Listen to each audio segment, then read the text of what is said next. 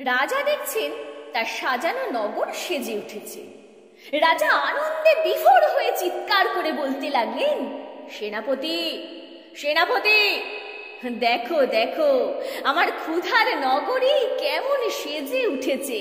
ওই দেখো প্রজারা গায়ে আতর লাগিয়ে শহরে ঘুরে বেড়াচ্ছে।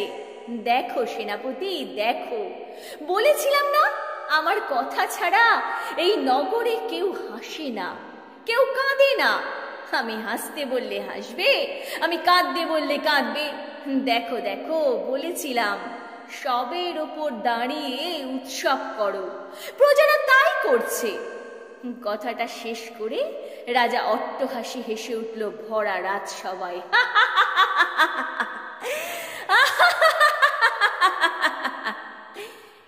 সবাই সমস্বরে বলে উঠল, জয় মহারাজের জয়।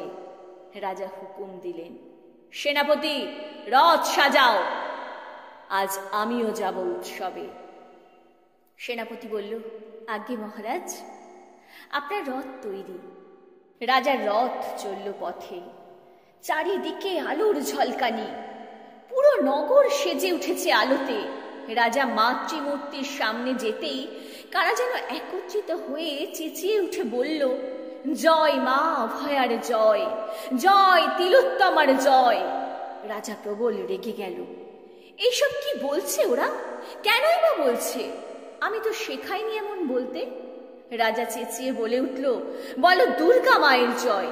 প্রজারা বলে উঠল, বলো অভয়া মা কি জয়। রাজা ফিরে এলেন প্রাসাদে।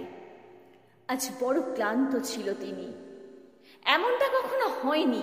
গণ উল্লাসের চিল চিৎকারে রাজা বিধ্বস্ত। আজ একটু ঘুম, চোখ বন্ধ হয়ে আসছে তার।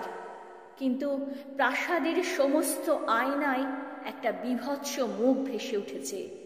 রাজা সেদিকে না তাকিয়ে সোজা গেলেন তার সুসজ্জিত বিছানায়।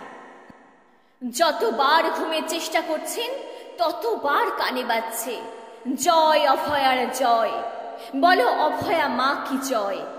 রাজা আঁতকে উঠে বসলেন। তিনি অঝরে কাঁদছেন আর আপন মনে বলেই চলেছেন, ক্ষমা করে দাও মা অভয়া, ক্ষমা করে দাও। এই গণচিৎকারে কান ঝালাপালা হয়ে যাচ্ছে। আমি একটু শান্তি চাই, একটু শান্তি। আমি একটু শান্তি চাই, একটু শান্তি।